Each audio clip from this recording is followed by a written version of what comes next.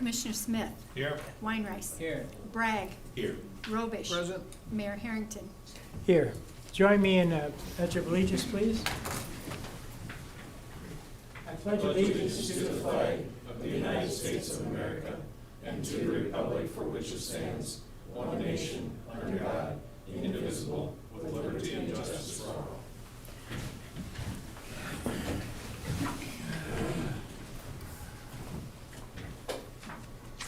Agenda approval. Do we have any amendments to our agenda tonight from anybody? 2 weeks in a row, that's pretty good. I entertain a motion to approve the agenda. Move to approve the agenda. Commissioner Smith, Second. Commissioner Drew. Okay, roll call vote, please. Commissioner Smith, Aye. Weinrice, Aye. Bragg, Aye. Robish, Aye. Mayor Harrington. Aye. Public forum. Public forum comments may be sent during live meeting broadcasts to our city's YouTube channel. The link is listed on the city website at www.huronesd.com/citygovernment. In order to use the YouTube chat feature, please create an account with your YouTube and Gmail or use your existing accounts. Please state your name and address for the record. Public forum is limited to a maximum of 3 minutes per person. And we have Nathan Hofer tonight, our HR director, on the computer in the back. If you want to go get in contact with him to ask a question, he will give me a hand signal or something to let me know that we have to stop the meeting, and we'll try to answer your question for you the best we can. So with that, do we have anybody that would like to speak at public forum tonight?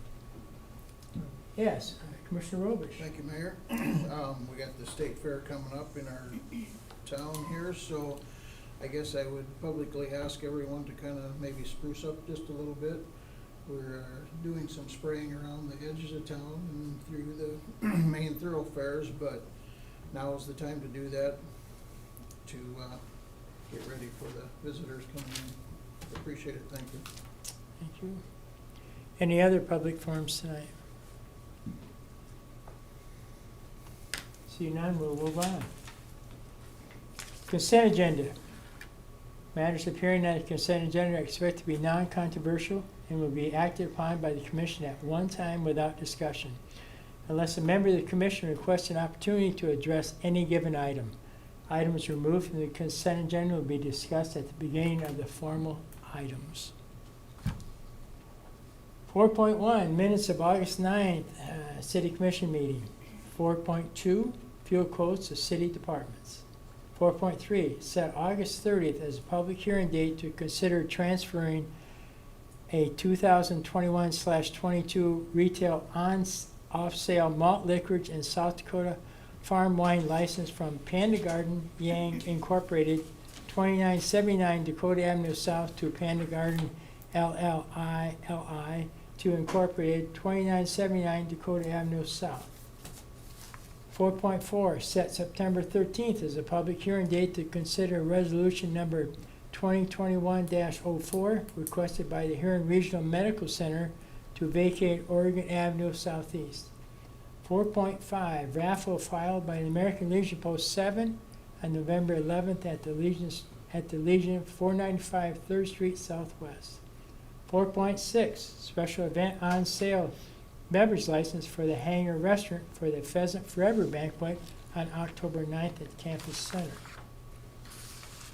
4.7, fireworks display permit filed by Mike Holford for September 2nd at South Dakota State Fairgrounds. 4.8, payment of the bills. I entertain a motion to approve the consent agenda. Move to approve the consent. Commissioner Robish, move to approve, motion to approve. Need a second. Second. Commissioner Bragg, second. Any discussion on any of these? Seeing none, roll call vote, please. Commissioner Smith, Aye. Weinrice, Aye. Bragg, Aye. Robish, Aye. Mayor Harrington. Aye. Number 5, bid, quote, and big quote items. Brent, would you take 5.1? Our city engineer, Brent Runge, is here with us tonight. Thank you, Mayor. 5.1, consider payment request number 2 by Midland Contracting, Inc. for bid number 2021-23, 3rd Street reconstruction, Union Street to Pennington Avenue, in the amount of $191,273.48. This is just the second pay request on this. The project's moving along well. Basically, they're working on utilities right now. The sanitary sewer portion of the job has been installed. They're working on water main right now, starting from Union Ave, and they're working towards Pennington. They kind of did some on Pennington Drive, and then Pennington Avenue, and then they jumped back to Union, and now they're completing in the middle. But the deep stuff is done, the sanitary sewer portion of it. So the project's on pace to meet schedule and working well, and we recommend approval of the pay request. Okay, I entertain a motion to approve. Move to approve. Move to approve. Second. Commissioner Weinrich, second by Commissioner Robish. Any discussion on this item? Seeing none, roll call vote, please. Commissioner Smith, Aye. Weinreich, Aye. Bragg, Aye. Robish, Aye. Mayor Harrington. Aye. Petitions and communications, 6.1. Barry Cranston, our planning coordinator, is here. Would you like to speak on that? Yes, thank you, Mayor. This is the annual trailer court license renewals. The building official could not be here tonight. He's out ill at the moment. So, but he has inspected all of these: the shelter trailer court, the Huron Mobile Estates, Huron Mobile Court, Woody's Trailer Court, and Prairie Villa. He has inspected all of those properties, and he recommends approval. Motion to approve. Motion to approve. Commissioner Smith, motion approved. Second, Commissioner Robish. Any discussion on these items? I would have one question. Commissioner Robish, yes. Thank you. And I don't know if you're ready for this, Mr. Planning? I'll try. Okay. What, is there a certain number of trailers or mobile homes that constitute a trailer court or a mobile home court? There are setbacks that, there really isn't one that, a set number that designates that, but each trailer court has to meet, depending on when they came into existence, there are setbacks for each. For example, anything prior to, I believe, 2013 or 14, I believe, could have 15-foot setbacks from the front. Anything after that is 20 feet. And so the sizing of the setbacks really sets the limit for the trailer court. Okay. So each one of them is a little different, I guess is what I'm saying. Yeah, that's fine. Thank you. Any other discussion on this item? Seeing none, roll call vote, please. Commissioner Smith, Aye. Weinreich, Aye. Bragg, Aye. Robish, Aye. Mayor Harrington. Aye. 6.2, City Engineer Brett Right. Runge will talk to us about that. Thank you, Mayor.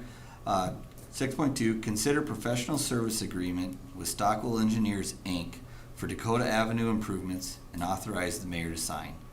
On this, I would apologize. I had a memo that was to be included in the agenda which explained this, and just through the hoops, it just didn't get included. We'll make sure that gets added with the meeting minutes, but I guess I'd like to read that memo since it didn't get included in the agenda. It kind of explains the professional services agreement and what's included in it.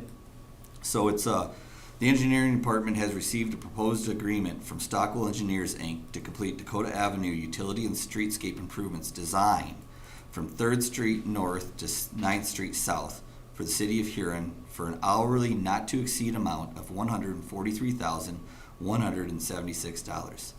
This agreement will include improvements to water main, sanitary sewer, and streetscape. Stockwell will conduct a design trip to include presentations and meetings for stakeholders and the public to view downtown streetscape options and develop a plan. They will also prepare a plan and agreement with landowners for tree replacement. Stockwell will prepare railroad crossing permits for the water main and conduct meetings with private utilities. They will coordinate final plan production with the South Dakota DOT and the project will be bid together with the South Dakota DOT Highway 37 Reconstruction Project, which is BEAD 06A2. The majority of the project survey will be provided by the South Dakota DOT as part of their project, but the City of Huron will provide the additional survey necessary to complete the utility work. So we're going off to the side streets some, so the DOT didn't survey that far, so the city's going to fill in that part of the survey and provide it to Stockwell to save cost. This agreement does not include final design of the downtown streetscape improvements because the scope of that work will be determined through the design shred. So I want to emphasize that this includes meetings and presenting to the commission and to the public to develop ideas for downtown of what we want to do for the street side of things within the right of way. And we are limited on what we can do downtown because this is a DOT highway, so there's going to be limitations of what can be done. But they'll work with the city and with the public to put together that scope of what we want to do down there, and then we'll have to do an amendment to this agreement for the additional design, because right now it's too wide open to include that design in this agreement. So approximately half of this agreement would be paid for in 2021, because we're going to start the design shred here at the end of August and start meetings. So it'd be paid for in 2021 with COVID recovery fund, and the remainder would be included in the 2022 budget, which you guys are currently reviewing right now. We've got like $100,000, I think, budgeted for there. So yes, we recommend approval of this agreement and request authorization for the mayor to sign it. Essentially, there's water utilities, sanitary sewer utilities that are included in Dakota Avenue, and to design those and put together plans together with the South Dakota DOT plans. It just makes sense to have Stockwell do all of that together with the downtown portion of it and the trees. So that's why we're looking at this agreement. Another thing to note as we get together and start looking at what we want to do downtown, at some particular point we'll have to give Stockwell an idea of what we're willing to spend on that downtown area so they know how to approach the city. If we approve the agreement with them, I guess I should say, but so they know how to approach the community with options. They don't want to provide options that aren't going to work, for instance, or we can't afford to pay for it. So those are things that we'll be coming back to the city too here eventually with and discussing. But at this particular point, this is just the consultant agreement to keep going. I'd also like to note that Stockwell has been very active up to this point without any compensation, assisting the city for the last year and a half probably. We've been meeting with the DOT and discussing various things like street. They did some streetscapes, and then David Locke was actually on the screen with us when we talked about trees earlier this year. So they've been actively involved and have not billed the city for any of that at this point. So. Need a motion to approve? Move to approve. Second. Commissioner Smith, move to approve. Second, Commissioner Bragg.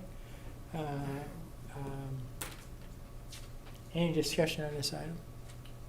Mayor, if I may, I have a couple of questions. Yes. So when they get through with the project, or at least the review and so on, how much flexibility do we have with their proposal in conjunction with the state? Because the state and the right-of-way are controlled by the state, right? So how much outside of that scope will we have the ability to utilize the review?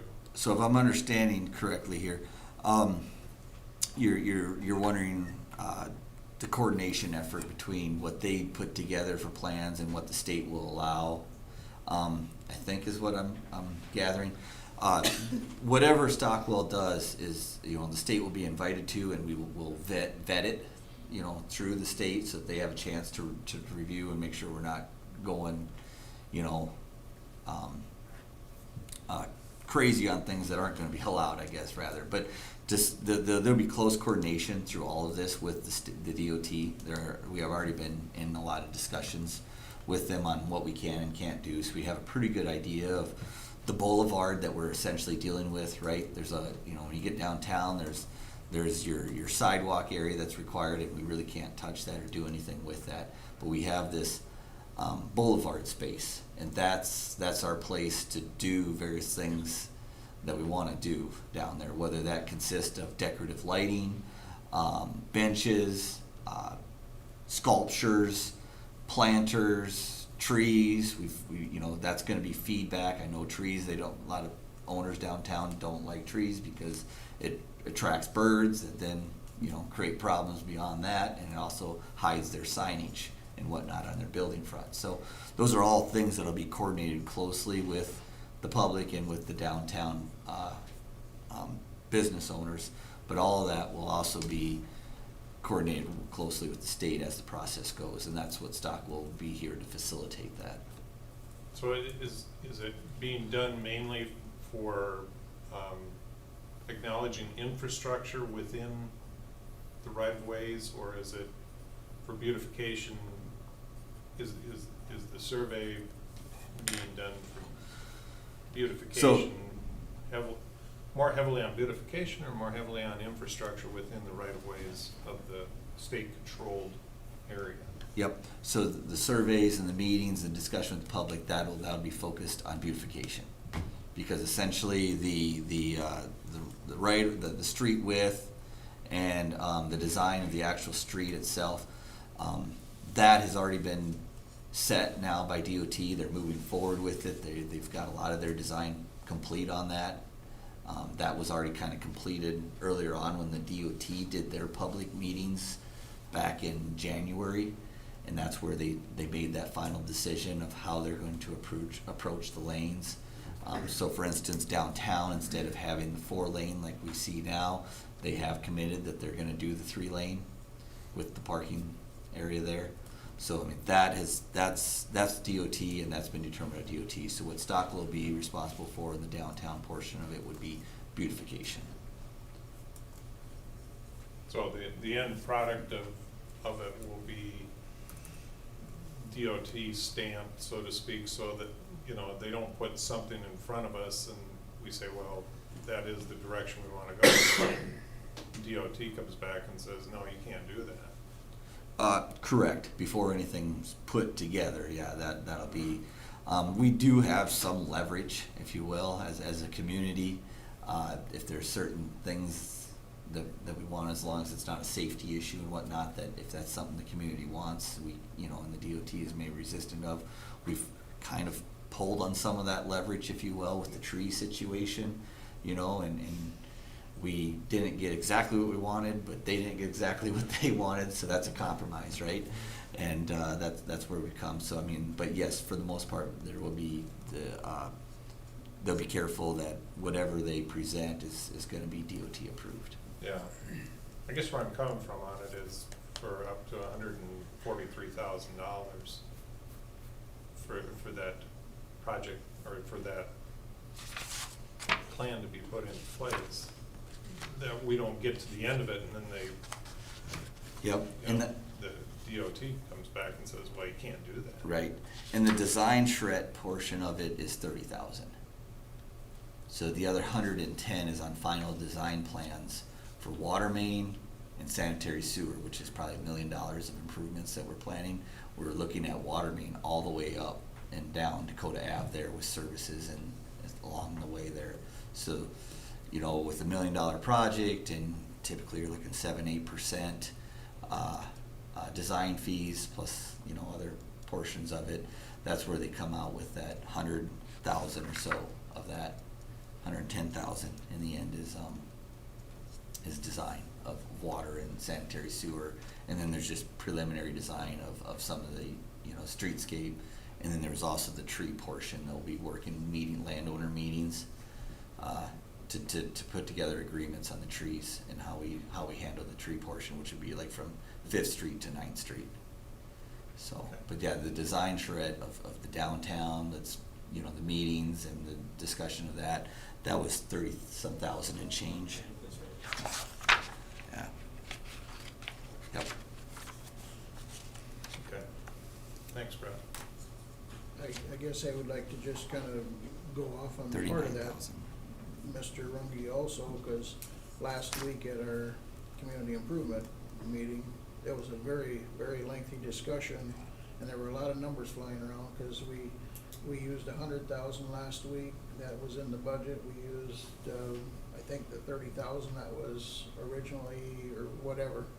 Anyway, a lot of this 143,000 is, like you say, the water main and sewer main replacement, so that's not what you see on top of the cement, a lot of it. That's correct, and And that that's- portion of it is technically to the water main budget. Right, and so, I just wanna go with that and say that, that $143,000 is already, there's a lot of that money used up already without looking at what the front of the store is gonna look like. So, just wanna be careful with that, so that all the business owners, all the public doesn't think for 143,000, what'd we do? Well, we buried water lines and sewer lines, that's what we did. Right. But a lot of that is coming, and it will be coming later, and it will need more money. And so, there were a lot of numbers flying around the other night about who's paying this and who's doing that, and how much do we get and how much do we get, and just wanna be careful. Yeah, and I agree. I don't want to throw out Right.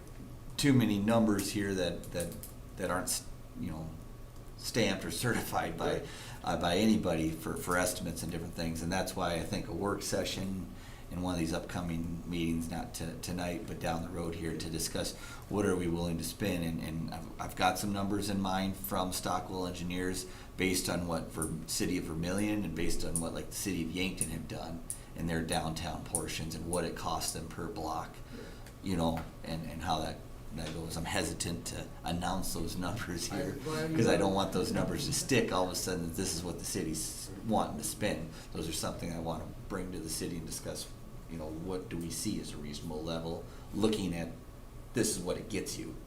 Personally, I wanna thank you for not saying a number, because we had to dodge around a lot of those numbers last Tuesday night, and it got a little heated at times, so, thank you. Commissioner Greg. So when the portion that we'll be budgeting, that will be coming specifically out of the water sewer budget, the portion that's going to next year's budget? That's actually second penny, I believe we have it down right now. We can piece some of that out of there. Some of it we were pulling, because there's 40-some thousand that was on the design shred, and that should actually come out of this year's, the COVID money that was set aside. And so that was gonna be my second question. I don't remember us setting COVID money aside for the street, the upgrades above and beyond, because the DOT ultimately has to pay for the road. They're putting in a new road. We're only responsible for anything we do above and beyond. So the water main sewer replacement, that's us, because we're choosing to do that. And then if we choose to make enhancements like benches and stamped concrete and all that, we'd be responsible. But we don't have to pay for the whole budget. The state has to pay for the road.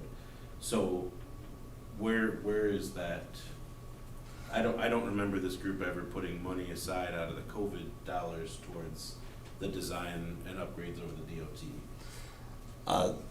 There was 100,000, from my understanding, that's set aside for streetscape. 91,986. There we go. So 91,000, thank you, Okay. set aside for streetscape. So, but that, I mean, again, just so we're comfortable using that for planning, because, I mean, that was, what it says in the line item is $91,000 for trees, benches, and concrete. So just so we're clear, now we're saying we're using that just to plan, not on actually for those items, because that's, I guess, that was different than my understanding, which I know before you spend money, you have to plan for it. So I get it, but again, that I guess is different than what I was thinking when we allocated those dollars, that those were gonna be dollars towards the project, not dollars to plan for the project. Yeah, Maybe reflecting back on that conversation, Rich, I I don't disagree with you because that's how I recall it as well. You know, we had this knowledge that somewhere down the line, tree replacements, whatever the case might be, beautification, I think that was originally what the line was going for. This study, I don't think was included in that, so a little bit of moving the money around. It's now going towards the study, and that. Yeah, that's why I was saying, I'm not necessarily opposed to that, I just wanted it to be clear. No, that's I different than- it's a good point. But we also need the study to determine what those anticipated costs are going to be. And then when we were talking about the meetings with the landowners in regards to the trees and all that, so the DOT is not gonna have anything to do with that, that'll all be on us or on Stockwell? They've been very clear all along through this process, they want nothing to do with the trees. Thank you. I guess I come from a consulting design type background, so my perspective of 91,000 to streetscape improvements includes design. 'Cause that's part of streetscape improvements. You can't have streetscape improvements without design. Exactly. So I mean, it's, And I wasn't That- aware. that's that- I guess I have a little wasn't aware. different At that time, perspective. We already saw those drawings from Stockwell, we already Right. saw the presentation of, you can have this street lamp or this street lamp, you can have, so I didn't realize we hadn't paid for any of that yet. You know, it looked to me like we already had that stuff, and we were just now allocating the money to pay for whatever we chose, so. It was, again, I'm not saying, I don't mean to belabor this point, it is a different use of the funds than what my initial understanding was, but I get why it needs to be, and so. And I'd track with you on that. Kind of the horse before the cart. that, Yeah. yeah, I mean, if you went and just spent the money on improvements and didn't have any design or plan, You wouldn't have I don't anything. think it would end right. So, yeah, agreed. Any other questions, on this topic? We good to go? Okay, roll call vote, please.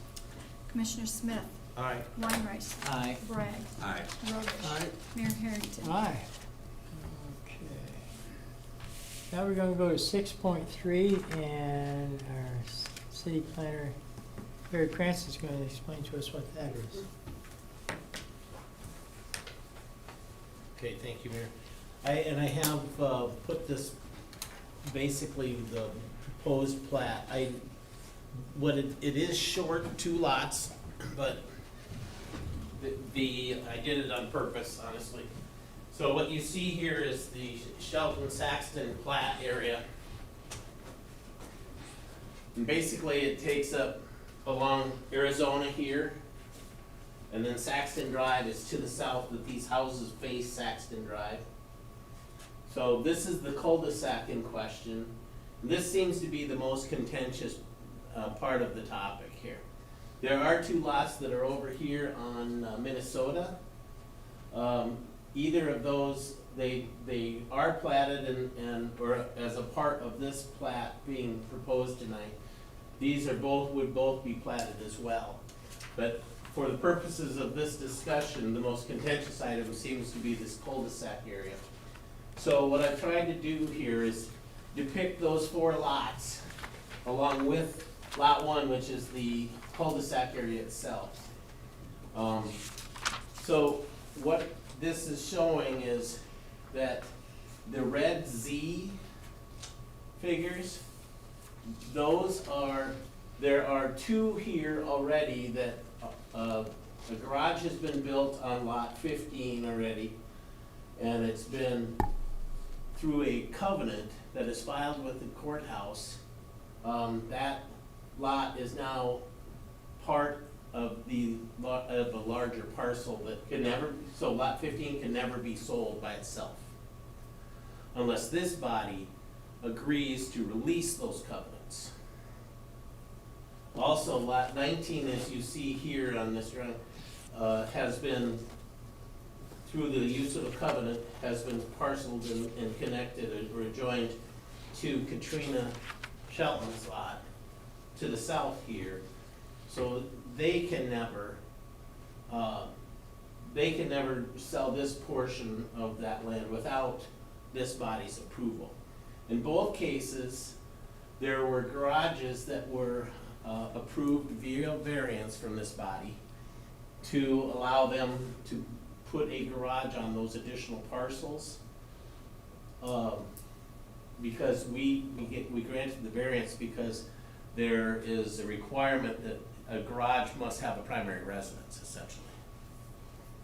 So, this final lot here, we're kind of diagonal here. Mr. Cass has bought a lot and is building a house, or it's nearly finished now. He would like to purchase this lot. And so, as part of the planning commission's review of this, they said, okay, we've already granted 2 variances to allow that. We would support that as long as the realtor would then talk to Mr. Cass, and we would require that this parcel be then connected to this lot on Arizona via a covenant again. So that would be the 3rd lot that would be legally bound to another parcel there. So that would really leave just the final parcel being up here in the corner, in the northwest corner of the cul-de-sac. And it's my information that what we're being told is that the property to the north and the property, there are some owners interested for this property to the west on Minnesota.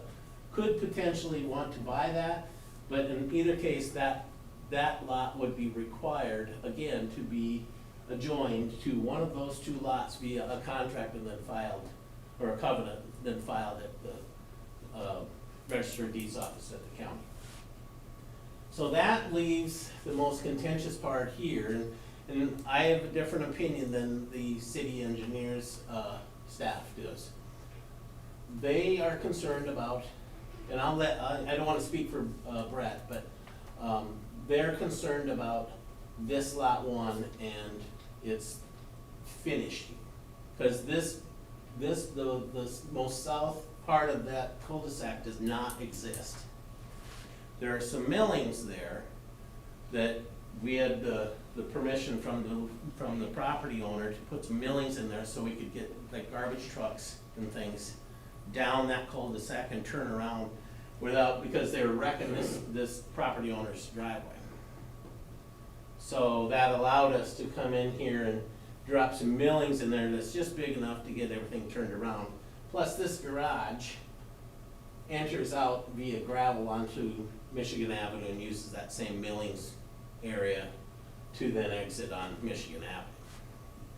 So that, when the planning commission looked at that, they felt that that was, we already have the 2 parcels that have been granted variances for that purpose. So it was not a stretch for them. They felt honestly that the horse was already out of the barn. So they felt like to require this parcel to be adjoined then to lot 14 on Arizona via a contract in being required for the plat. And then also this one to be adjoined to an adjoining parcel was not a unreasonable pursuit of those properties, because none of these lots have viable legal addresses right at the moment. So they can't really be sold without some kind of meets and bounds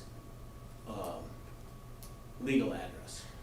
So that, and the owners would like to sell it. Katrina would like to sell it, and Kent, is here, and he can kind of talk a little bit about that. But that, in an essence, is where the planning commission was, and where my comments as the planner come into play.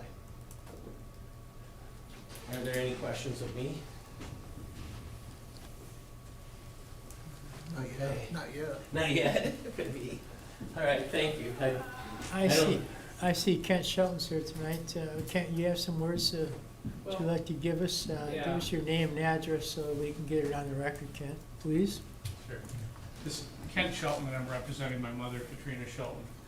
The lots, as Barry said, lots 19 and 16 were already platted separately. There's already garages on those attached to the other lots. Lot 20 and lot 18, I talked to, Stan Cass wants to buy lot 20, he owns one, and he's already got a camper on it and some other things, he's already mowing it. But he just wants it, put his camper on, that kind of thing. I think he came into the finance office and asked if he would be allowed to put a storage unit on it. Obviously, I've already talked to Stan and told him it had to be connected to a lot to put any type of garage storage unit on it. He wants that lot, so that's a done deal if we can get this through. The lot number 18, either the people to the north, and we have a little bit of, a couple of people interested, or the ones interested in lot 17 with also lot 18 for obvious reasons, makes it a bigger lot. No intention of ever putting a residence on that. In fact, I told Stan and the potential owners have been told of lot 17 that if they got 18 with it, because we're gonna sell them together, not as separate lots, that they could never put a residence on there. There would be a covenant of no residence. They'd have to come back to the city commission to do that. That would just make that whole cul-de-sac, no houses on that at all. And truthfully, I understand what the engineer, his comments he made, but it makes no financial sense for my mom to even try to sell the lots that she has to put water, sewer, and garbage, or water, sewer, and other utilities on that. It'd be cost prohibitive. I mean, it would cost about $45,000 a lot to do that. She'd never be able to sell it. It just wouldn't be possible. And no one that buys one of those two lots is gonna wanna take that on either. So those would just be basically lots added to other lots such as my parents did, such as Waters did. Lots 17 and 18 are already on Michigan. I don't think the line's been stumped into it. They'll be aware of that. They'll be sold subject to any covenants that the city would put on there. My daughter, I mean, keeping her on the family, right? My daughter's a realtor that would be listing this and selling this through Ace Realty. She's well aware of that, and she would make all sales subject to any covenants on the property. So we're not, I don't think we're asking for anything unreasonable based upon the fact that 19 and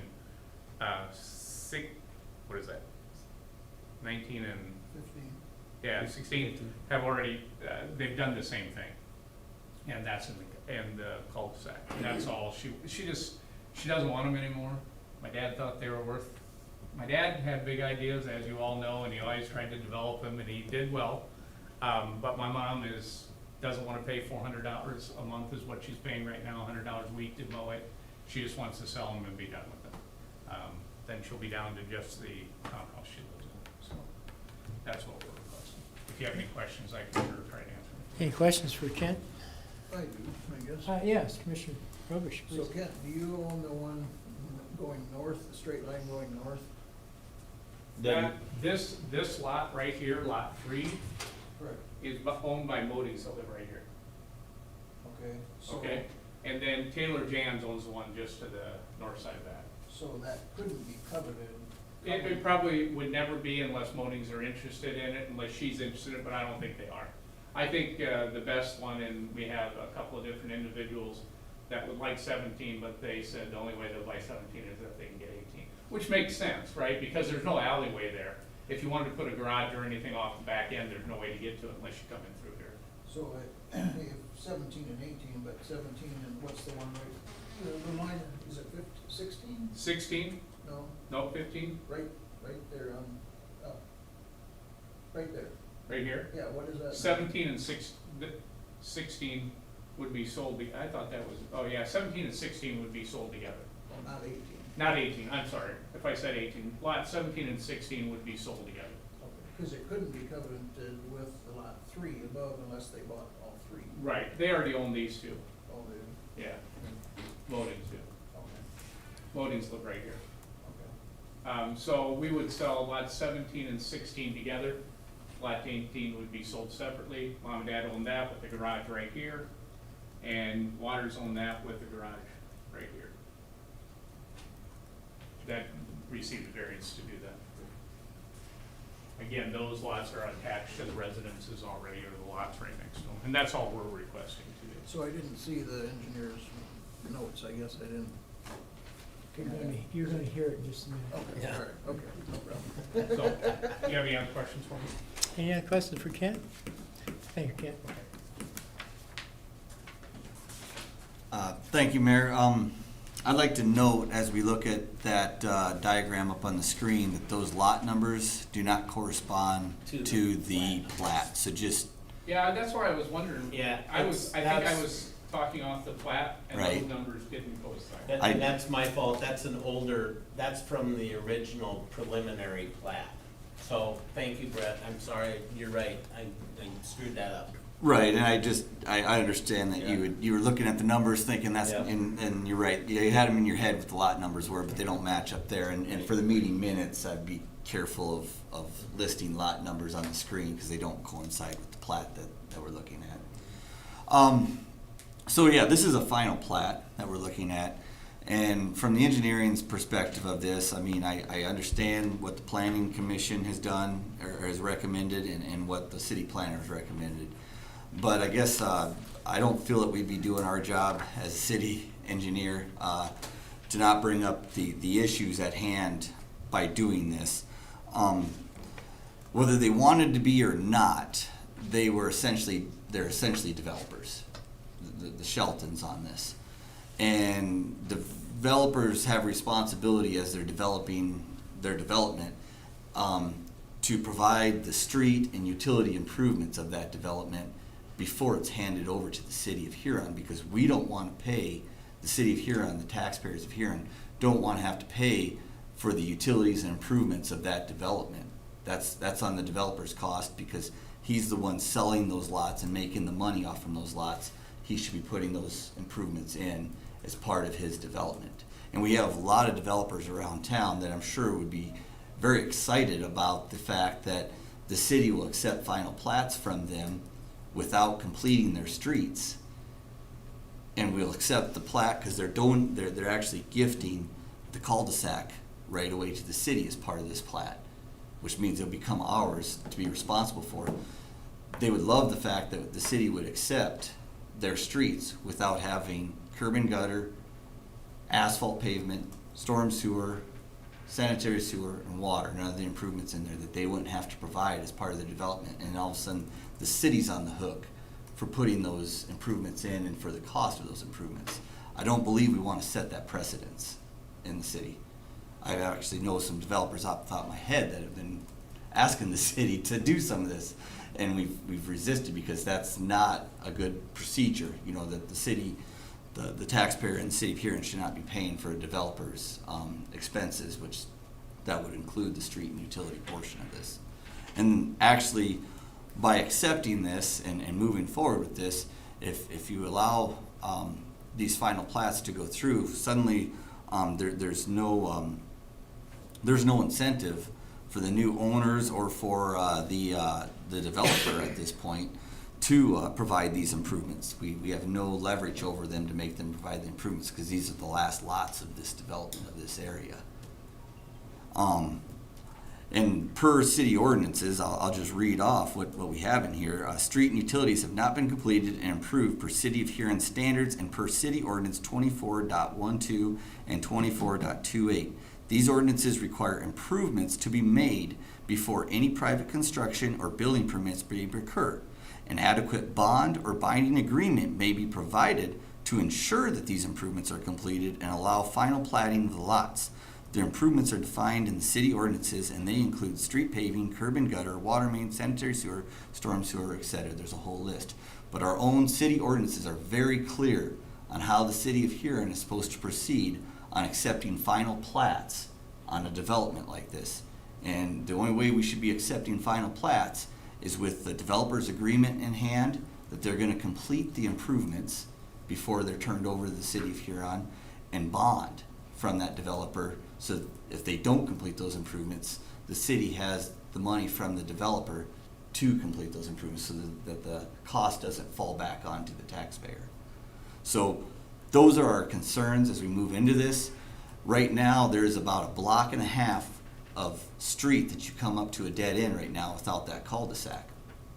And we get to the end of that, and it's private property at this point, so there's no way to turn around without, you know, backing all the way up a block and a half. So you got fire trucks, road maintainers, street sweepers, just street utility equipment, snow plows that come to the end of this, and technically the only way to get out of there is to back up a block and a half to get out of there.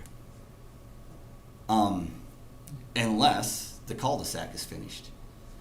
But if the lots are sold and the cul-de-sac's not finished, who pays to put the cul-de-sac in? Who pays to finish the cul-de-sac?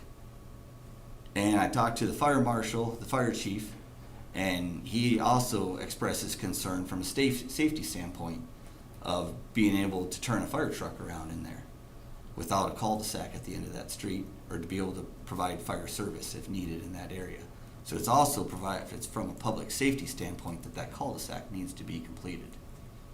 And if that lot's accepted, that cul-de-sac lot is accepted by the city of Huron as part of this final plat, we will be liable, we will be responsible for completing that cul-de-sac and providing public safety to our residents and providing the ability for our street crew to be able to turn a blade or a snowplow around.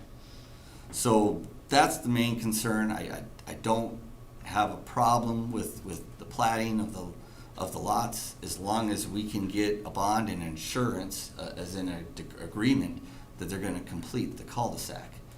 Now, I do understand from the perspective that may be cost prohibitive from their standpoint, and I don't want to sound simple on this, but that's honestly not the city of Huron's responsibility.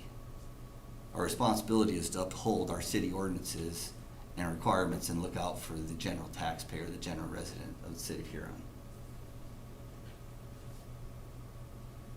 Can I respond?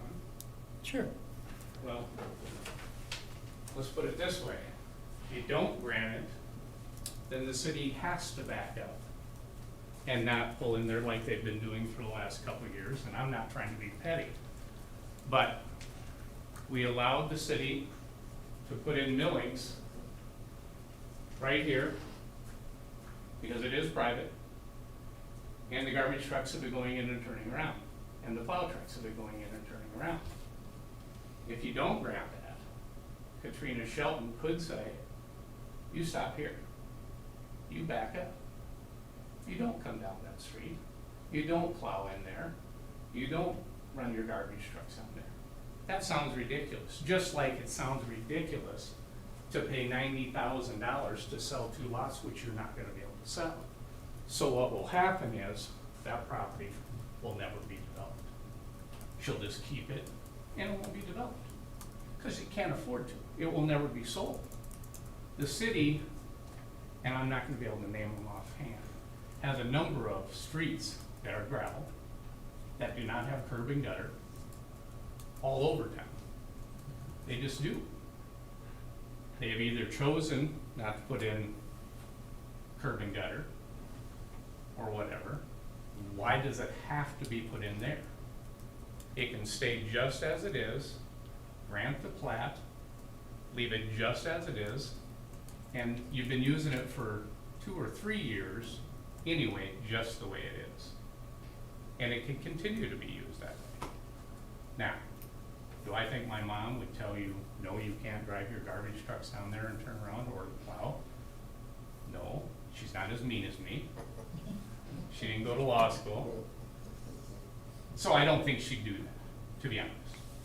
Yeah, I just don't think she would. I mean, I'd tell her that's her option. But I know my mom. My dad, on the other hand, if he was alive, would probably say, take your trucks and go home.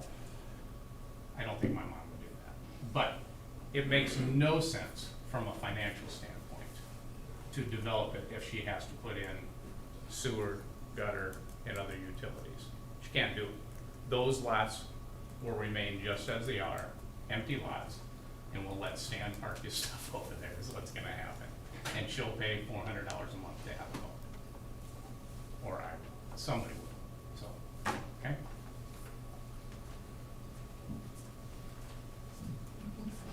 I'll start, I guess. All right. If you're looking. Mr. Roden? So, and I was just gonna ask what our covenant said about, what the covenant actually said, because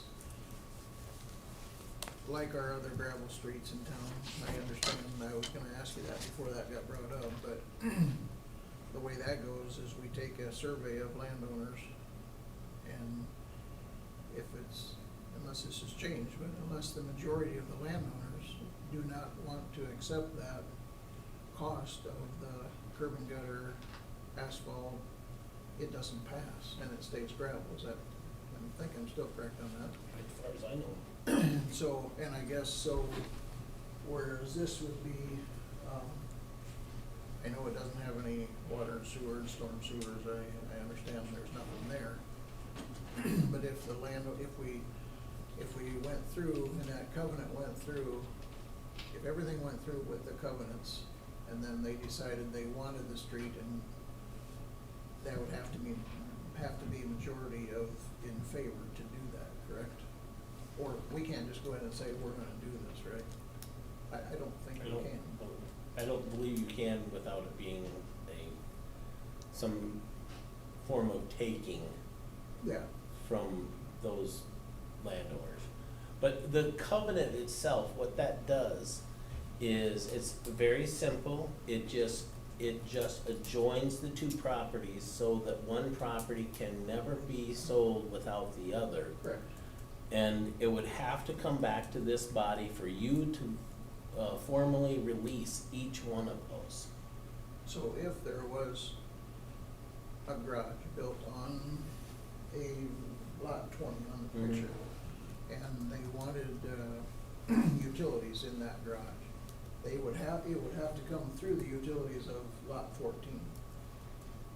Yes. It would have to come through. It would come through their own private Correct. utilities. So, Which, for example, that garage to the, would be the northeast or to the upper right there, the garage that sits there, correct. with Waters property, I think they've actually run electrical to that garage But from if- their residence. But if it was more than just electrical, it would still have to go through their residence. Yes, I would assume so. It Their would- water and sewer I mean, would still they, go through. obviously, we'd tell people through the permitting process that, you know, if they were going to try to run sewer and water, for example, to that garage, you know, we'd shepherd them right over to the engineering office and say, you know, you gotta be the, because they're gonna have all the specs for that. We do not say that out of our office at all. We'd have them work with the engineers. Yeah, and I office. I mean, understand that. So it would still have, their water and sewer would still have to go through their residence on these lots. If it was, according to this covenant. Right. If the street You would were be to- correct that that's what they'd have to, because at this point, the city wouldn't provide service, you know, from the cul-de-sac. That doesn't necessarily mean that that's what the city should want, you know, No, depending on what happens. I mean, I get that. On this topic, I mean, from the engineering standpoint, my responsibility is to make you guys aware of the ordinances and of the concerns that we see. And that's what I'm doing with this here. If you guys are okay with this, you know, I mean, that's the way you have to vote. If you're against it, that's the way you vote. It is what it is. But your discussion about we have other gravel streets in town, previous wrongs don't justify current matters. They shouldn't anyways. We should have never accepted streets previously, you know what I mean, through developments that never had curb and gutter on them, never had utilities placed in them, because they are an issue for the city of Huron at this point. And we do look at those streets from the engineering department, I'll tell you, wondering, what are we ever gonna do with these? When are we ever gonna go in and pave the rest of these streets? Because You know, I mean, at some point. And most of those streets are on the outskirts of town. They're not in the middle of town, right? They're on the outskirts of things that have been developed or added or you know, city limits has expanded into encompass. But it's rare that we have gravel streets in the middle of town. And this is far enough into town that it's not a place that is desirable to the engineering department to be left as a gravel cul-de-sac, I guess, with the scenario that's there. But, you know, that moving forward, again, the precedence of, you know, accepting developments, accepting street right-of-way, allowing final plats without the improvements being completed per our city ordinance is risky thing to do, I believe, to set that precedence. That's something to consider, maybe not tonight, but just. Do we have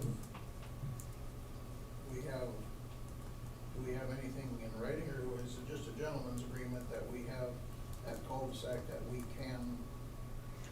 It was just a gentleman's agreement because the city was writing up the water's property up there, and so it was just a matter of contacting, you know, Dick and saying, would you allow us to bring in a little pad of millings big enough just so our trucks and plows can turn around? So our jurisdiction stops at the asphalt. So with that covenant saying that you cannot have, let's say you can't build living quarters on these lots? Well, our ordinances say that you can't have, because it's adjoined, okay, our ordinances then come into play that say you can't have more than one residence on a. So that would cover, parcel. Yeah, that would cover correct. where you wouldn't need the water and sewer utilities. You might need the electricity, you might want the electricity, but that's a lot easier to get from that personal Correct. than the water and the sewer is. So with that in mind, it goes back a lot to if we come up with a better agreement to use that for turning. I understand the snow thing. I mean, if we come into that kind of a play, we can lift our blades at the end of the asphalt. Do we want to do that? No, we don't want to do that. But you have to have the understanding where it's not going to be regular bladed and graded. It's not going to be the first snow removal. But at the same time, you have to have it available for the fire trucks. Because if your garage is on fire and it's on lot number 19, and we stop at the end of the at the end of the asphalt and shoot their water, somebody's gonna be upset. Just so you know, my dad wanted to build that garage, my mom did not want him to build it, she could care less if it burned. Well, she does, but you wouldn't want that. Have at her. But just saying that, I mean, I understand the fire chief part of it. The engineering part of it, I appreciate you bringing that forward, Brett, because I understand that part of it. Where I think the covenant takes care of most of it, but. Just an observation here is, so although a variance was granted once on a couple of these lots to do the garage, there's nothing saying that a variance won't come back into this commission again, saying I wanna go back and we now wanna build a home on this, so we wanna break the lot. And that'll come up to vote again at that point, but this will be long forgotten at that time, and it comes back to, you know. I would hope the covenants would cover that, but I don't know. It's just a variance is all it is. To allow it. So I know we have a street, we have a fully paved, brand new street with curb and gutter, new asphalt, that you cannot build homes on because the sewer is not deep enough. We have that. I don't know the street right east of the high school. You cannot build a house on the east side of that street, because the sewer is not deep enough. Hmm. And there's a covenant saying that you cannot, because there's been attempts to do that. But I don't know, I'm not saying that it's gonna cover it, I'm just saying it should. Yes, Mr. Brady. One quick question, how are we handling snow removal, like for the garage that's there, and if Stan would ask for permission to build a shed, do we do any snow removal to that at all right now? No. I had to four-wheel drive it in a couple times this winter, Okay. and that's fine. You, Brett, you keep referring to that, this is approving this one that the Casses are talking about now as accepting the final plat. But, so are we voting tonight on, again, forgive the numbers there, but both 20 and what's showing as 16? And what's on Minnesota. Yep. Minnesota has 2 lots that Barry pointed to on the west side there. It would include, they're all lot one right now. It would include that bottom right one, the top left one, and the 2 on Minnesota. And by the way, Minnesota's gravel. So we're not just voting on the lot in the lower right-hand corner, we're Yeah, just sure. talking about the whole thing. Well, the whole The- thing, yeah, The you're not just planning doing- commission approved the plat that was this lot, and these 2 lots. And they're the only This 4 lot lots and that this are- lot have already been platted. So if, I mean, the potential exists, the way we'd be approving it tonight, then what's showing up there as lot 16, there's interest, but potentially then somebody could buy that and wanna put a residence on it? No, the covenant would say that that lot would have to be attached to another lot. And so that's what I was gonna say, as long as you're willing to put, again, what's showing up there is say 16 and 17, you'd be willing to agree, and it's gonna force your hand a little bit when you sell it, but you'd be willing to put another Z on that. Absolutely. So that would be part of what, Jan's has thought they'd be interested in that lot, but then they found out that Modings actually own the lot in between the 2. So we have 2 different parties that are interested in, it's called lot 17 and 16, but that's not what they are. That's not, in your packet, it's There's correct. 18 and 20, I Yeah. believe, 20 being on Minnesota and 18 being on the Cul-De-Sac. So as long as we vote on this conditionally, that Casses will buy and link the one, which they're agreeing to, and then you're willing as the current owner, or your mom, to link, again, what's showing is 16 and 17. As long as you're agreeable to that, then our exposure as the city, later, before we would ever have to put any utilities in, we would have to agree to break a covenant. So we'd at least have, we'd have some, we're not gonna get stuck where we have to put in water and sewer, curb and gutter, unless we agree, because we'd have covenants on all 4 of the lots around the vacated cul-de-sac. I disagree with that, that we may not have to extend sewer and water, but again, it's less than ideal not having the curb and gutter and the asphalt at the end of that, and having just asphalt millings to turn equipment around and stuff. I mean, when you're turning large equipment around on that, it's less than ideal because you're sliding and pulling wheels, and it's one of those things. So as part of this plat, one thing that's not being mentioned is that addition lot 1 ends up to the city of Huron, so they're giving us the cul-de-sac as part of the plat too. So we suddenly would be responsible for that lot, the cul-de-sac, right? I will tell you this, that when I don't know if it's the garbage trucks or the plows, they can't necessarily completely turn around on those millings.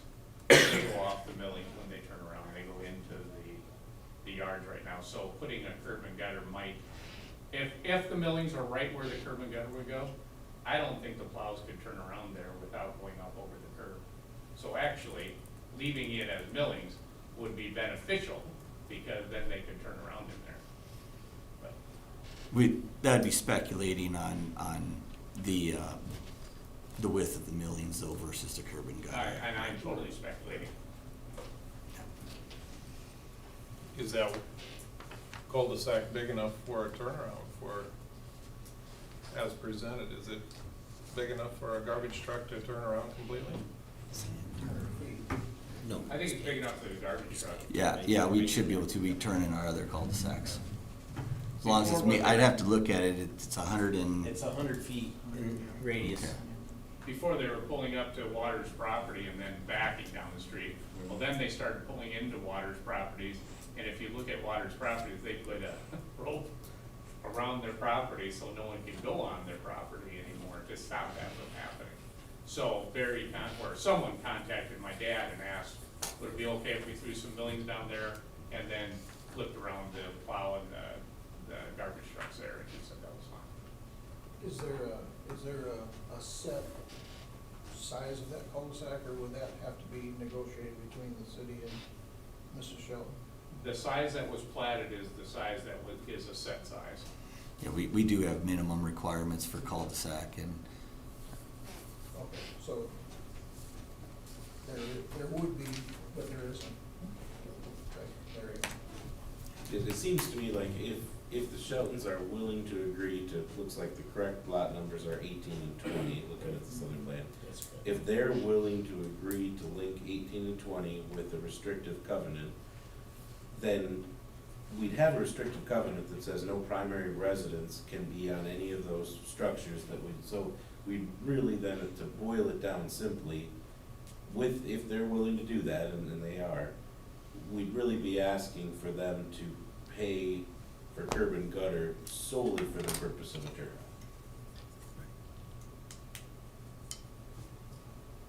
yeah, I mean, if you simplify it, it's still, depends how you wanna look at it, I guess. Right, but you're You could correct. say that's, we should do that, but that is ultimately, since there wouldn't, by covenant, there wouldn't be any primary structures on any of those, that would be the only purpose to finish that. There's still the item of whether or not that's agreed upon tonight. If our fire hydrant is all the way back at that first home there, and we can't serve a fire very well on one of those back lots, is anybody gonna remember this discussion tonight when the city is approached with a lawsuit?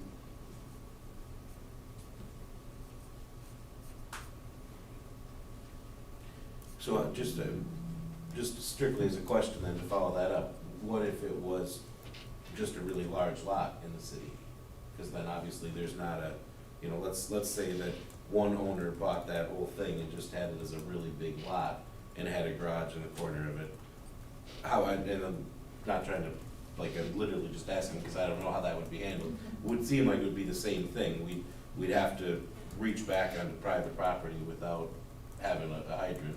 It isn't zoned that way, so it couldn't be done without a variance to that point, because now you're talking like that'd be some sort of a commercial type building or something there. And when you get into commercial buildings, we would be providing water to the edge of the commercial property, and then the commercial building, let's say they're responsible for their water for the rest of their property there. Well, and truthfully, if it doesn't go through, that bottom right one, which it says 20 on there, and I actually believe that's 17. Correct. What is on your thing is 17. 18, up there is 16, 17 and 18, which are 20 and 21. Those could all be, they're all just lot one now. They could be sold as is, lot one, without any covenants, restrictions, nothing on them, because that's the way they're platted at this time. That's private property. It can be sold as one big lot right now. But who's gonna wanna buy that? To address that fire hydrant concern, we already have that situation in place with Katrina's garage.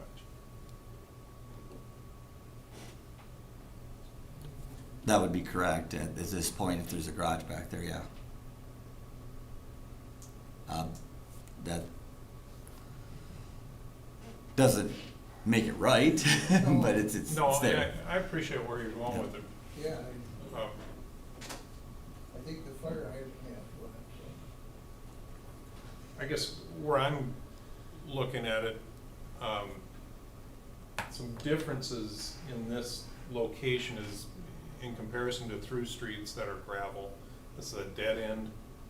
It's for the benefit of the city to have a turnaround.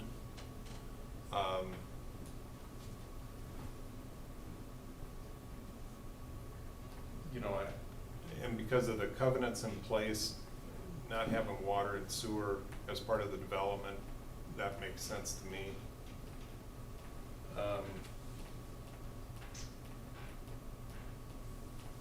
Curb and gutter, to complete it, I'm, it's on a dead end property, a dead end street. I think where the challenge was preceded us, it preceded this commission when they developed at the south end of Michigan. Because they developed on a dead end street, creating a boundary for us to have our turnouts. And I would agree with that, but I believe that was probably part of the developer's plan at the time. And the cul-de-sac was part of the plan, was why they developed it that way. Hindsight is 20/20, but the city probably shouldn't have let it get this far without getting that street finished. I mean, what's done is done, but. Right, agreed. I mean, and we look at this scenario as it is up there and say, well, we're gonna tie these lots together, and so now we don't need water anymore, this fixes it. We're still not following, city ordinances, with how we're supposed to handle developments. So in essence, by approving this, you're also acknowledging that we are going to disobey city ordinances. You gotta get a motion. As technically any variance is. Correct. That's what a variance is. Correct. It is, stupid question here, is there such a thing of doing the curb and gutter or the asphalt without doing water and sewer? I mean, that would create an issue, obviously even bigger later if you had to add water sewer, but again, if we have all those covenants in place, would there be maybe a compromise here where the developer does agree to pay some for finishing a turnaround there, that would keep that cost lower? For what she can get for those lots, it's not worth her to do it. If it costs her anything to develop it, it's not worth it. It would cost more to pave and gutter that cul-de-sac than what she would get for those two lots. I guarantee it. My dad's been trying to sell them for $30,000 for Pepper and can't sell them. He sold the ones to Waters, I believe, for $12,000. I could be off on that. It just doesn't, it wouldn't make any sense to do that. So she would just keep it because it would cost her more than she can sell the lots for.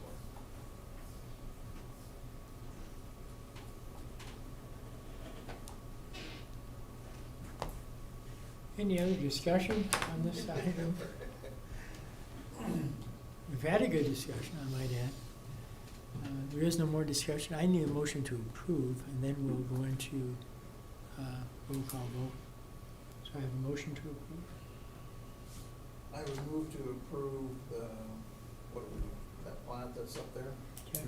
The plat that's in your packet is correct. But I would like to add some stuff to that, that we, on the screen, we would covenant 17 and the one right to the east of it, It'd be 20 and 18 20 together. and 18. 20 and 18, okay, that those would be covenanted together. And also some kind of wording where the cul-de-sac, the street right of way, the turnaround, whatever you wanna call it,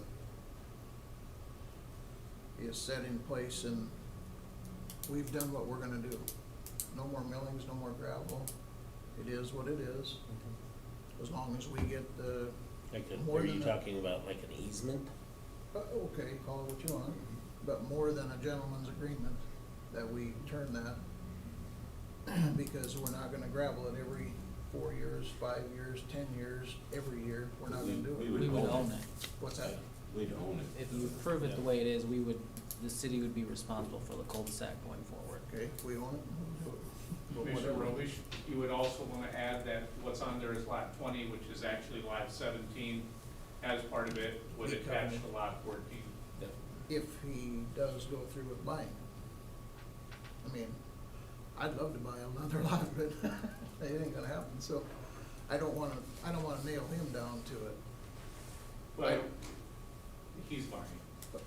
That's okay, As that's long not as you my, get the plat through, he's buying it. that's not my business. My Right. business would be 17 and 18, the two together. But I you'd wanna- also kind of want to attach 20 to another, make it force attached to another Right. lot, so a residence could be put on there. Correct. Right.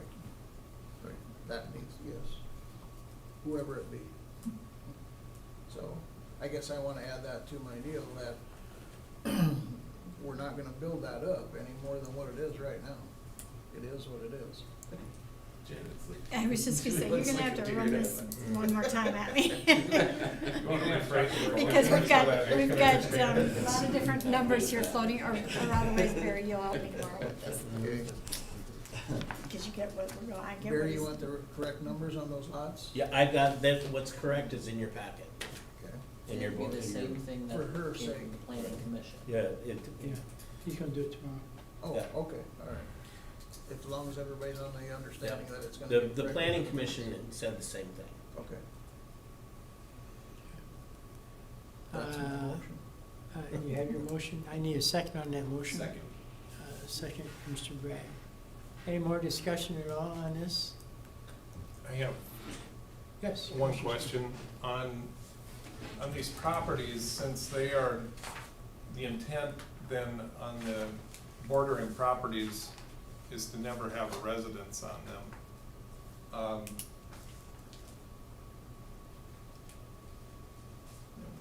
We're a little, on two of them anyway, well, one of them for sure, didn't address any sidewalk concerns, but now we have entered into bordering streets.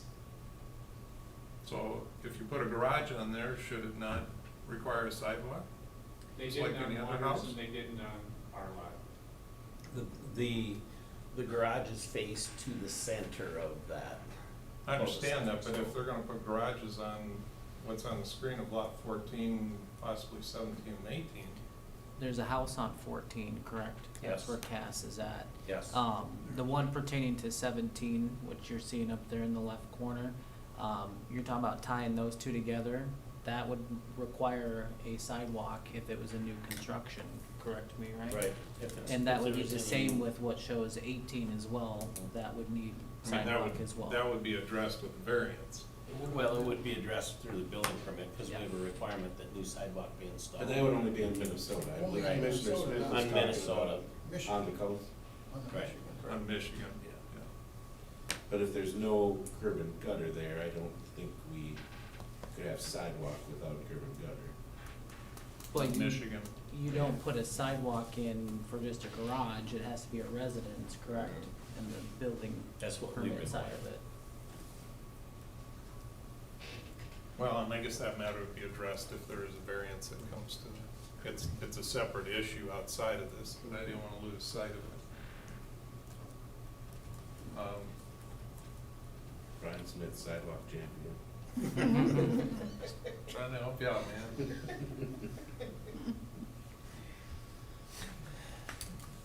Any other, more discussion on this item? Seeing none, roll call vote, please. Okay. Commissioner Smith, Aye. Weinrice. Aye. Bragg, excuse me, Bragg. Aye. Robish. Aye. And Mayor Harrington. Aye. Passed. Thank you, good discussion, guys. Thank you. All right, moving on to Tucker, our city attorney, has been sitting there quietly tonight, so we're gonna give him an opportunity to speak. 7.1, Tucker, please. Thank you, Mayor. 7.1, consider the first reading of ordinance number 2228-25-6 pertaining to the Board of Historic Preservation and set second reading for August 23rd. Need a motion to approve this item? Move to approve the first reading of the ordinance. Commissioner Weinrich, motion approved. Need a second? Commissioner Bragg. Any discussion on this item?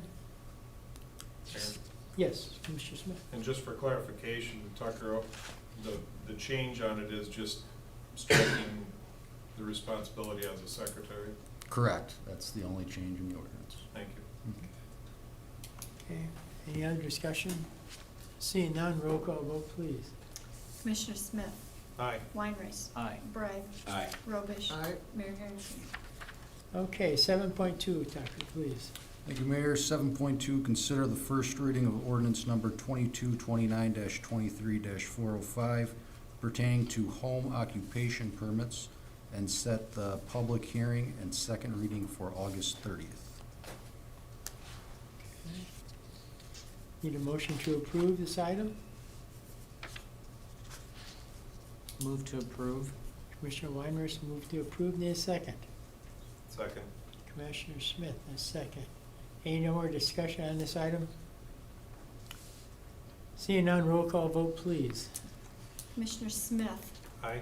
Weinreich, Aye. Bragg, Aye. Robish, Aye. Mayor Harrington. Aye. Pass, okay. Departmental items, Nathan, hopefully you're gonna speak on this for, the liability policy. Yeah, this is just a short policy that was recommended to us by Safety Benefits, in their loss control list, things we normally do. They listed it pretty much for every department, so we just made it a city policy, put it in our city handbook. Once it's approved tonight, I'll get it in the book. And, it's essentially just a policy saying that, when the city is subject to a liability claim, that the employees are supposed to only consult with legal counsel instead of consulting amongst themselves. So, this is how it reads. Pretty simple, straightforward. Okay. Any questions on that? Motion to approve. So moved. Commissioner Bragg, motion approved, second. Second. Commissioner Robish. Any more discussion with Nathan on this one? Seeing none, roll call vote, please. Commissioner Smith, Aye. Weinreich, Aye. Bragg, Aye.